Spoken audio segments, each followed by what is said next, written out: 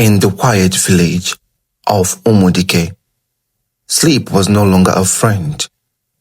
Even when the moon hung full and bright, mothers clutched their babies tighter, listening to every rustle of leaves.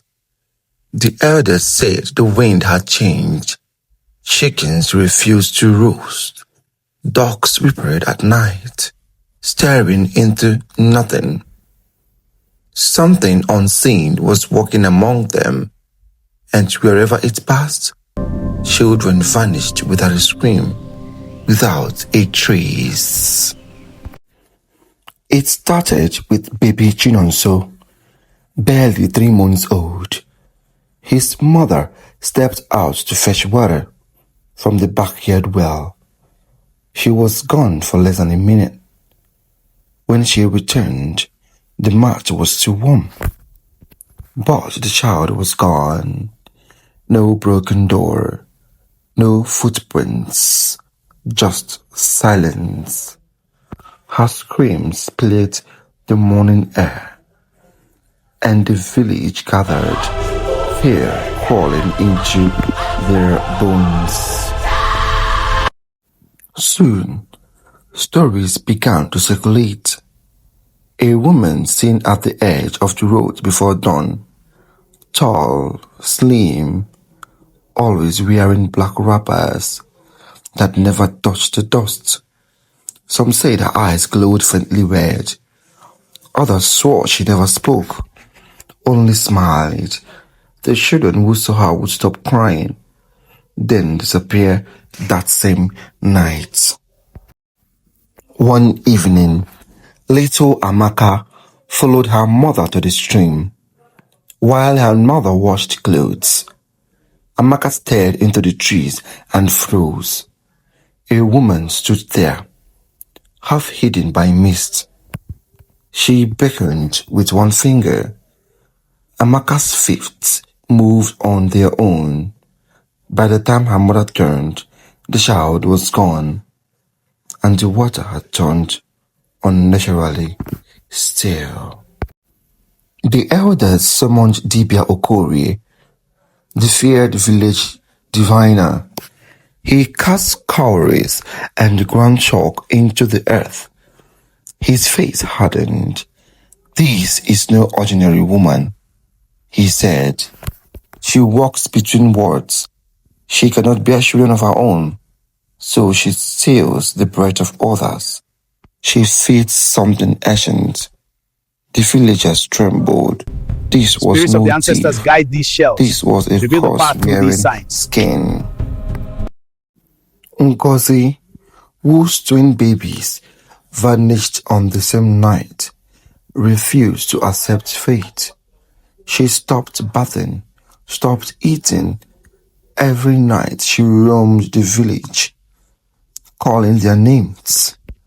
On the 7th night, she followed a trail only she could see, stretched to the old forest by the river, and there she saw the woman clearly for the first time. The mysterious woman turned slowly. Her face was beautiful, but wrong, too smooth, too calm. Her voice echoed like water in a cave. "They cry too much," she said. "I give them peace." Behind her, shadows moved, small silent figures, children alive but not fully. Ngozi screamed and ran, but the woman only laughed, a sound that bent the trees. The men of Umudike armed themselves with machetes and torches. They entered the forest chanting war songs. The air grew old and cold. The torches went out one by one. Some men turned confused. Others never returned. By morning, 3 more children were missing. The village had lost the fight before it truly began. Dibia Okorie revealed the truth at last. She was once human, he said. A woman whose child was taken by the river during a forbidden ritual. She traded her womb for power. To stop her, a mother must face her willingly and refuse fear. Ngozi stepped forward, broken, empty, ready. At midnight, Ngozi stood by the river, holding a white cloth soaked in her tears. The woman emerged from the mist. You came alone, she said. Ngozi nodded. Take me instead. For the first time, the woman hesitated. The river rolled. The children's shadows cried out. The spell broke. The woman screamed, not in anger, but in pain, as the water dragged her back into darkness. By dawn, babies were found sleeping at their doorsteps, weak but alive. Mothers wept. The river returned to normal. But Ngozi never came back.